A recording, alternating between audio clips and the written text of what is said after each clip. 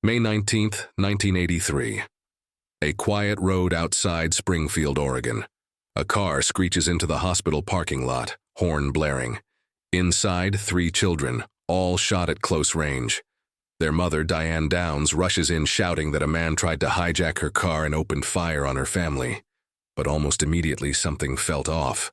Her calm tone, her shallow wound, and the story that didn't make sense.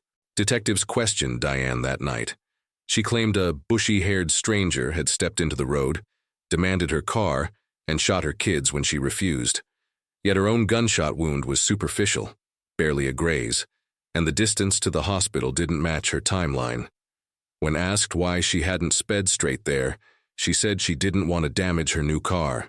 Meanwhile, her 8-year-old daughter, Christy, was fighting for her life. Investigators could only hope she'd survive long enough to tell them what really happened. As the investigation unfolded, contradictions became impossible to ignore. Ballistics linked the bullets to a gun registered to Diane, one she insisted she no longer owned. There was no evidence of another shooter, no footprints and no signs of a struggle, and Diane's behavior grew increasingly bizarre. She smiled during interviews, joked with reporters, and even reenacted the shooting for news cameras, laughing as she pretended to be shot. Months later, Christy woke up and was able to speak. In court, she bravely told the truth. There was no stranger. Her mother had pulled over, turned around, and fired into the back seat. Prosecutors revealed Diane's possible motive. A man she'd been seeing didn't want children, and Diane wanted to be free of them. But there was more to it. He was married, and he'd made it painfully clear he had no intention of leaving his wife. In fact, he'd already broken things off with Diane, calling her jealous and possessive. They argued that Diane believed her children were the obstacle keeping her from being with him. In her twisted logic, if the kids were gone, he'd have no reason not to be with her.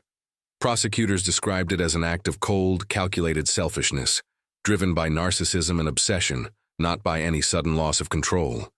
During the trial, witnesses reported that Diane was mouthing along, tapping her foot, and snapping her fingers to "Hungry Like the Wolf" by Duran Duran when it played, the same song her daughter said was playing the night of the shooting. That chilling behavior left the courtroom stunned. In 1984, Diane Downs was convicted of murder, attempted murder, and assault.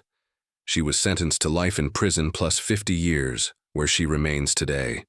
While awaiting her conviction and on brief work release from the prison facility, she became pregnant after a relationship with a mail carrier. She gave birth in prison, and another family later adopted her baby girl. Her surviving children were also adopted by the lead prosecutor who helped convict her. To this day, the image of Diane smiling on the stand, detached, emotionless, even tapping along to a song, still sends chills through anyone who studies the case. Behind the calm face of a mother was one of the most unsettling crimes in American history. The world was left in disbelief as the truth came out. Could you have stopped it before it was too late? Thanks for watching. Don't forget to like, share, and subscribe. And as always, look twice, monsters blend in.